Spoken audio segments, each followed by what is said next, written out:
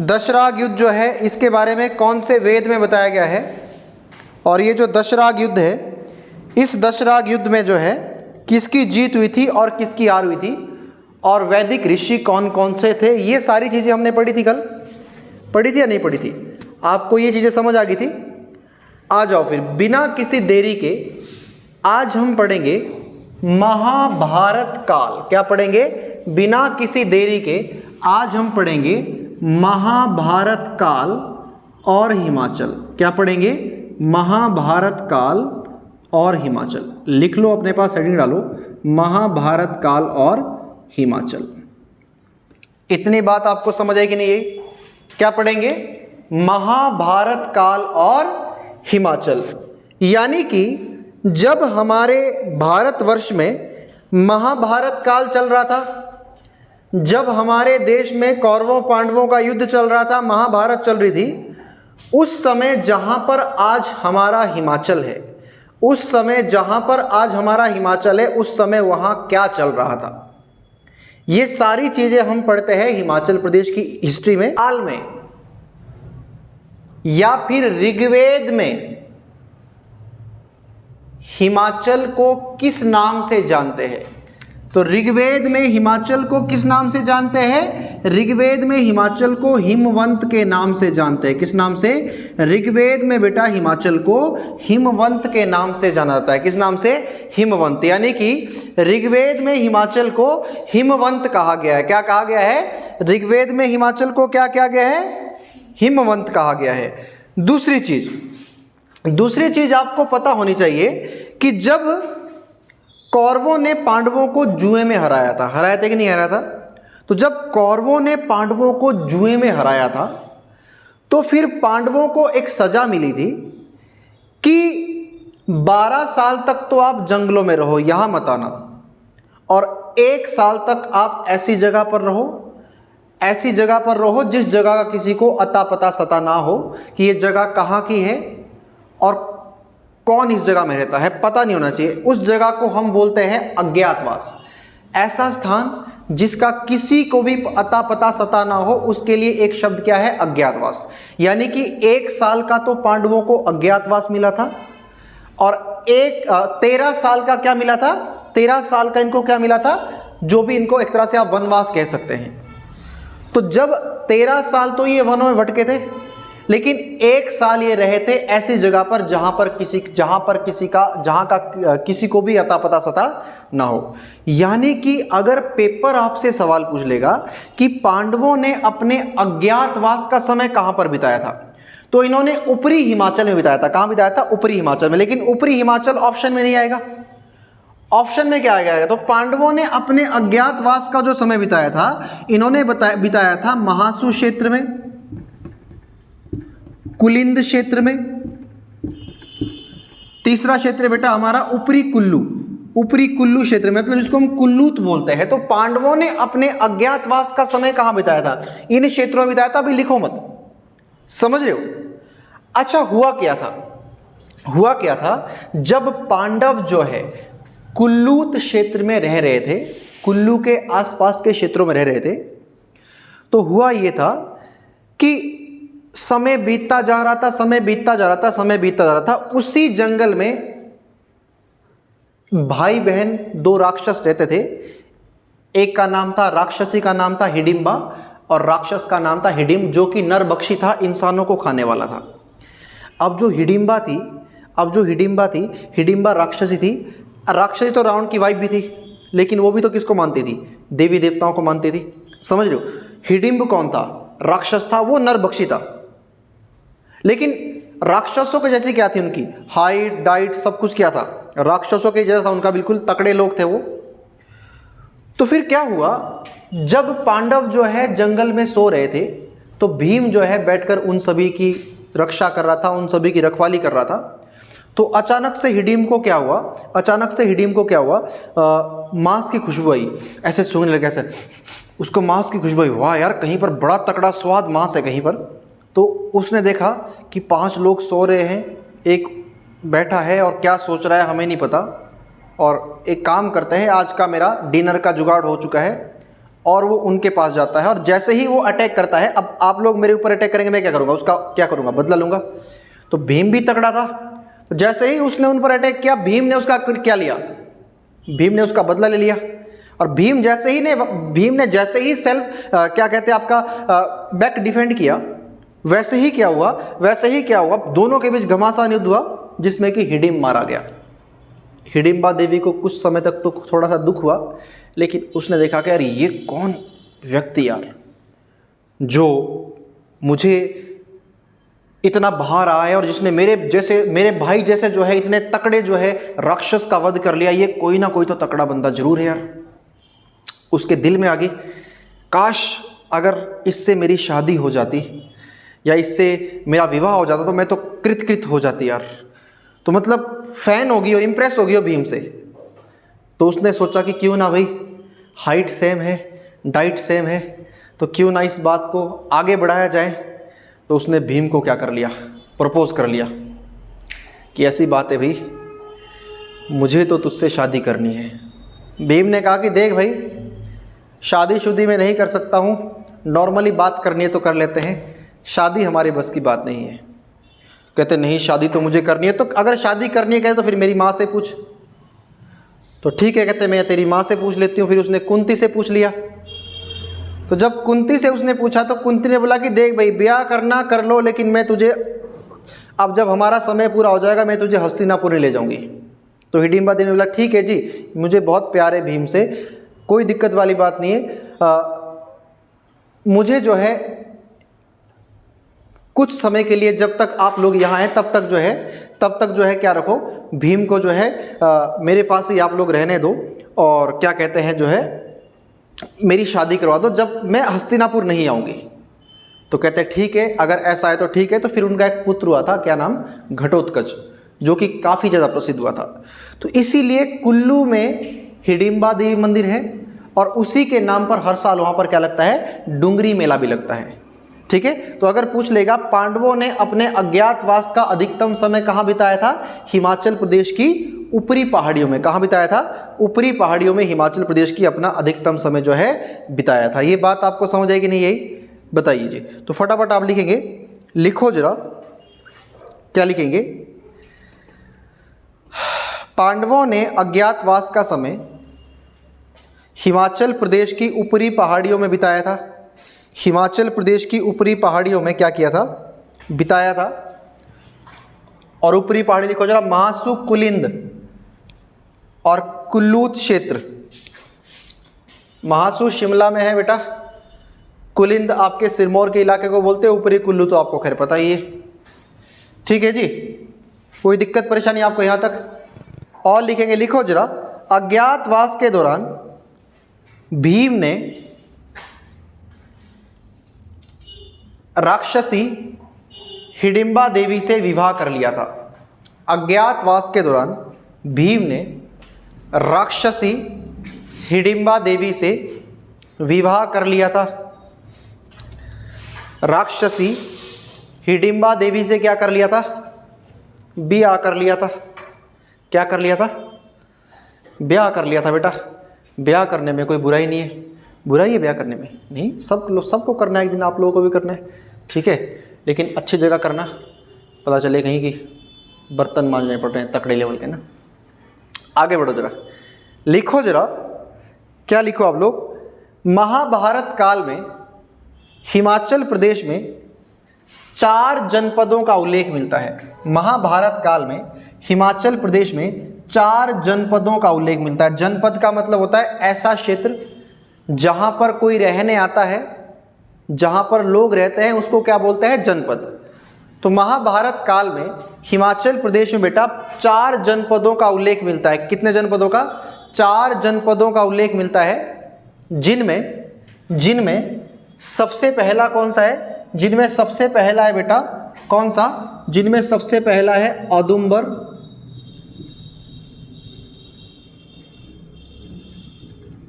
दूसरा है बेटा त्रिगर्त, और तीसरा है बेटा कुल्लूत, और मेरे प्यारे बच्चे चौथा कौन सा है, कुलिंद। ये लिखते जाओ साथ साथ, पेपर के सवाल है, मेरे नहीं है। ये 4 जनपद जो है इनके बारे में महाभारत काल में वर्णन मिलता है कि जब महाभारत का समय चल रहा था उस समय ये हिमाचल प्रदेश में 4 जनपद थे जिनसे आपका काम चल रहा था, जिनसे जो है लिख लिया आपने, ठीक है जी। आइए फिर एक एक क्षेत्र को पढ़ते हैं। सबसे पहले अपने प्यारे से औदुंबर को ही पकड़, लिखो जरा औदुंबर। अच्छा, अगर आपसे पूछ लेगा कि औदुंबर क्षेत्र कहां पड़ता है तो लिखो जरा, यह है कांगड़ा के आसपास का इलाका था। ये कांगड़ा के आसपास का इलाका था, ठीक है जी, जिसमें कि पठानकोट, ज्वालामुखी,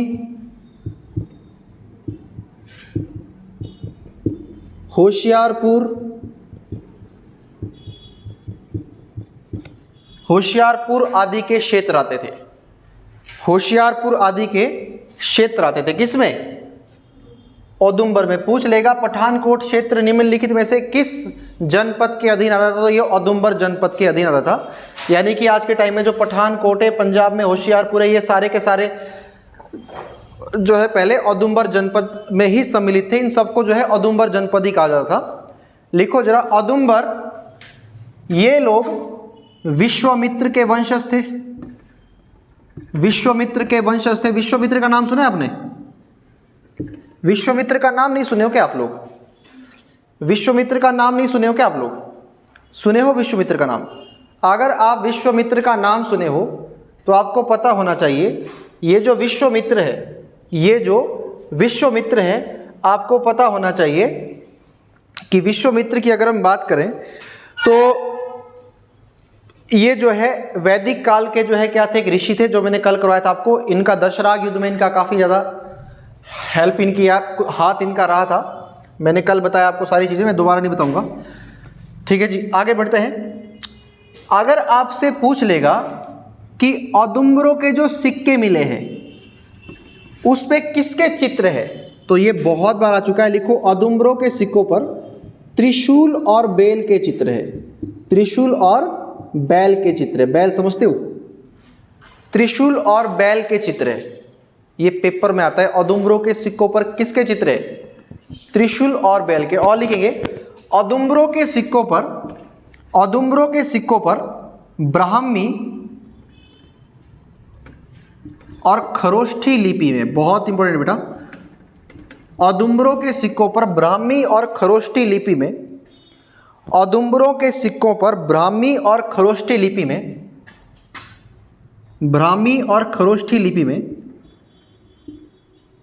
औदुंबरों के सिक्कों पर ब्राह्मी और खरोष्ठी लिपि में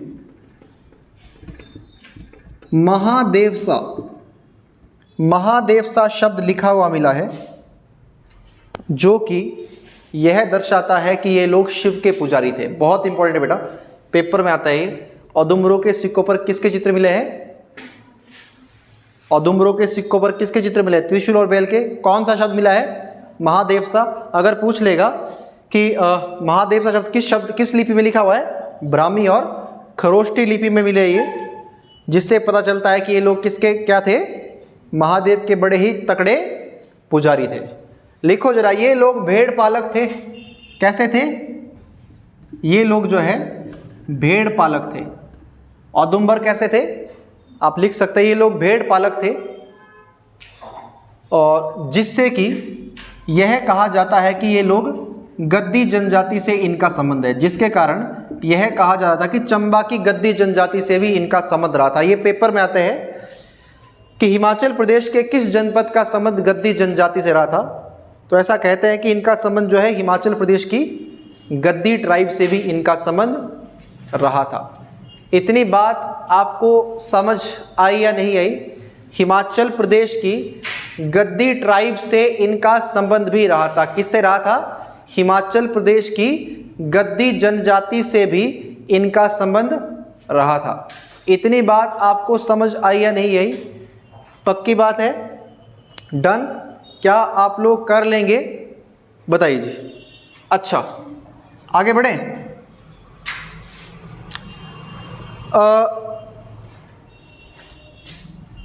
जब हम आगे बढ़े बेटा तो हमें पता होना चाहिए, क्या पता होना चाहिए कि हमें पता होना चाहिए कि हमारे पास अगला जो जनपद आता है वो आता है त्रिगर्त।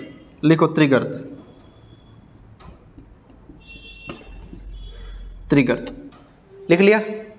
त्रिगर्त लिखो जरा, कांगड़ा रियासत का पुराना नाम त्रिगर्त है। डस्टर कहाँ है यार, इधर है। कांगड़ा रियासत का पुराना नाम क्या है? कांगड़ा रियासत का पुराना नाम क्या है बेटा? कांगड़ा रियासत का ही पुराना नाम क्या है? त्रिगर्त है। लिख लो अपने पास, कांगड़ा रियासत का ही पुराना नाम क्या है? त्रिगर्त है, जो कि बहुत इंपॉर्टेंट है बेटा। कांगड़ा रियासत का पुराना नाम क्या है? त्रिगर्त है। और लिखेंगे कांगड़ा किला का पुराना नाम क्या है? कांगड़ा किला, किला आएगा तो बेटा नगरकोट है। कांगड़ा किले का प्राचीन नाम क्या है? नगरकोट। कांगड़ा रियासत का प्राचीन नाम आएगा तो, कांगड़ा रियासत का प्राचीन नाम आएगा तो, कांगड़ा रियासत का प्राचीन नाम आएगा तो रियासत का त्रिगर्त है। समझ रहे हो? बताइए, अगर आपसे पूछ लेगा कि त्रिगर्त रियासत की स्थापना किसने की थी, तो बेटा त्रिगर्त रियासत की जो स्थापना की थी, त्रिगर्त रियासत की जो स्थापना की थी वो की थी बेटा भूमिचंद ने। त्रिगर्त रियासत की स्थापना किसने की थी? त्रिगर्त रियासत की स्थापना किसने की थी? त्रिगर्त रियासत की स्थापना किसने की थी? भूमिचंद ने। किसने की थी? भूमिचंद ने। त्रिगर्त रियासत की स्थापना किसने की थी? त्रिगर्त रियासत की स्थापना किसने की थी? भूमिचंद ने की थी। भूमिचंद। बहुत से लोग सुशर्मा लगा देते हैं, नहीं बेटा, सुशर्मा ने नहीं की थी। त्रिगर्त रियासत किसने बनाई थी? भूमिचंद ने बनाई थी। सुशर्मा तो इसके पीढ़ी का, सुशर्मा तो इसके पीढ़ी का 231वां राजा था। लिख लो, पेपर में आता है। सुशर्मा भूमिचंद की पीढ़ी का कौन सा राजा था? सुशर्मा भूमिचंद की पीढ़ी का 231वां राजा था। सुशर्मा भूमिचंद की पीढ़ी का 231वां राजा था। बात समझ आई कि नहीं आई? बताइए, बात समझ आई कि नहीं आई? डन? कोई दिक्कत? कोई बात, कोई दिक्कत आपको यहां तक? कोई दिक्कत आपको नहीं है यहां तक? ठीक है। सुशर्मा भूमिचंद की पीढ़ी का 231वां राजा था। कौन सा था? 231वां राजा था। ठीक है जी। अच्छा, आगे बढ़े यार, आगे बढ़ते हैं। उसके बाद इंपॉर्टेंट है, पेपर में आता है, और पेपर में क्या आता है? सुशर्मा ने कांगड़ा किला बनाया था। कांगड़ा किला किसने बनाया था? सुशर्मा चंद। कांगड़ा किला सुशर्मा ने बनाया था। और सुशर्मा कटोच वंश से संबंध रखता है। किससे? सुशर्मा कटोच वंश से संबंध रखता है। किस वंश से? कटोच वंश से। बड़ा इंपॉर्टेंट है बेटा। सुशर्मा किस वंश से संबंध रखता है? सुशर्मा कटोच वंश से संबंध रखता है। कटोच राजपूत थे ये, कटोच राजपूत, राजपूत था कहने का मतलब ये। ठीक है। सुशर्मा किस वंश से संबंध रखता है? कटोच वंश से ये संबंध रखता था। और आपको पता होना चाहिए, क्या पता होना चाहिए कि सुशर्मा ही वो व्यक्ति था, सुशर्मा ही व्यक्ति था जिसने महाभारत के युद्ध में कौरवों का साथ दिया था। अगर आपसे पूछ लेगा सवाल कि महाभारत के युद्ध में कौरवों का साथ देने वाला व्यक्ति कौन था? हिमाचल प्रदेश से महाभारत के युद्ध में किसने भाग लिया था? हिमाचल प्रदेश से महाभारत के युद्ध में किसने भाग लिया था? सुशर्मा ने भाग लिया था। और किसका साथ दिया था? कौरवों का साथ दिया था। महाभारत के युद्ध में कौरवों का साथ किसने दिया था? सुशर्मा ने दिया था। ये छोटी छोटी बातें आपको समझ आई? महाभारत के युद्ध में कौरवों का साथ किसने दिया था? सुशर्मा ने। किसने दिया था? सुशर्मा ने दिया था। डन? बताइए। एवं यहां तक कि जो ये सुशर्मा था, इसने क्या किया? इसने क्या किया? कौरवों का साथ देने वाले मत्स्य राजा, कौरवों का साथ देने वाले मत्स्य राजा विराट पर भी इसने आक्रमण किया था। समझ रहे हो? लिखो जरा, इसने कौरवों का साथ देने वाले मत्स्य राजा, मत्स्य का मतलब, मत्स्य एक क्षेत्र था जो राजस्थान में पड़ता है, इसकी राजधानी थी विराटनगर। मैंने आपको हिस्ट्री में करवाया है। इसने कौरवों का साथ देने वाले मत्स्य राजा विराट पर भी आक्रमण किया था। यह पेपर में आता है कि कांगड़ा रियासत त्रिगर्त रियासत के किस राजा ने कौरवों का साथ देने वाले मत्स्य राजा पर अटैक किया था, आक्रमण किया था? उसका नाम क्या था? उसका नाम क्या था? उसका नाम था सुशर्माचंद। क्या था? सुशर्माचंद। डन? कोई दिक्कत परेशानी आपको? डन? बताइए जी, यहां तक कोई दिक्कत आपको? यहां तक आपको कोई भी दिक्कत नहीं है? डन? आगे बढ़े, आगे बढ़े। अच्छा, आगे जब हम बढ़े बेटा, तो आगे हमारे पास जो आता है, आगे हमारे पास जो आता है वो ये आता है कि त्रिगर्त, लिखो जरा, त्रिगर्त, रावी, ब्यास और सतलुज। त्रिगर्त, रावी, व्यास और सतलुज नदी के बीच का इलाका था। त्रिगर्त, रावी, व्यास और सतलुज नदी के बीच का इलाका था। त्रिगर्त, रावी, व्यास और सतलुज नदी के बीच का इलाका था। किसके बीच का?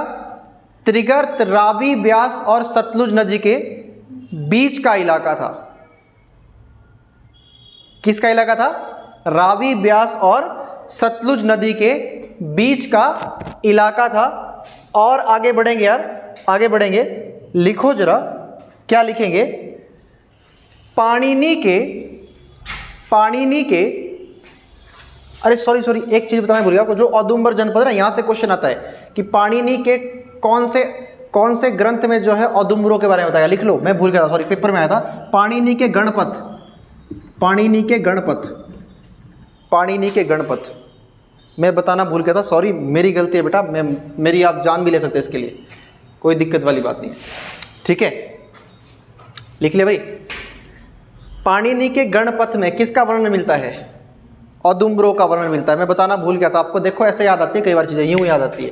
पाणिनि के गणपथ में भी औदुंबरों का वर्णन मिलता है। और आप लिखेंगे, लिखो जरा, क्या लिखेंगे?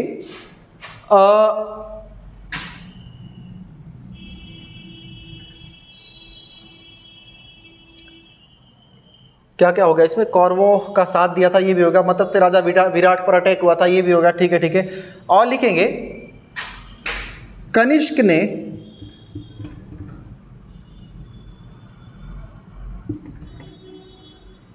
कनिष्क का नाम सुना है आपने?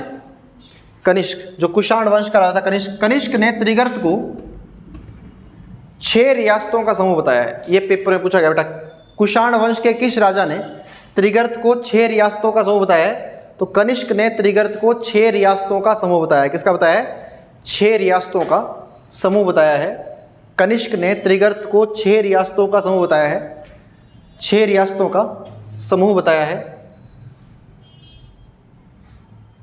6 रियासतों का समूह बताया है।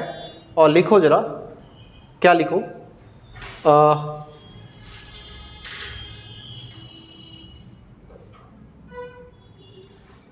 पाणिनि की अष्टाध्यायी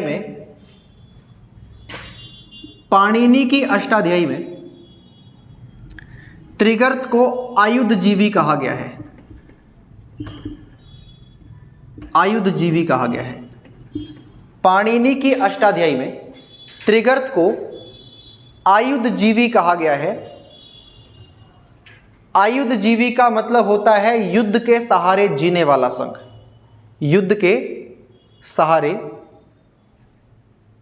जीने वाला संघ। ठीक है जी, बताइए जी। छोटी छोटी चीजें आपको याद रखनी है बेटा, जैसे कि फटाफट से मुझे बताइए आप लोग, औदुंबर किसके वंशज थे? विश्वामित्र के। अगर पूछ लेंगे औदुंबरों का गोत्र कौन सा था? कौशिक गोत्र। लिखवाया था मैंने आपको। औदुंबरों का जो गोत्र था वो कौन सा था? कौशिक गोत्र। भाई ये छोटी छोटी चीजें आपने याद रखनी है। औदुंबरों का गोत्र कौन सा था? औदुंबरों का गोत्र था कौशिक गोत्र। क्या था? कौशिक गोत्र। और आपको पता होना चाहिए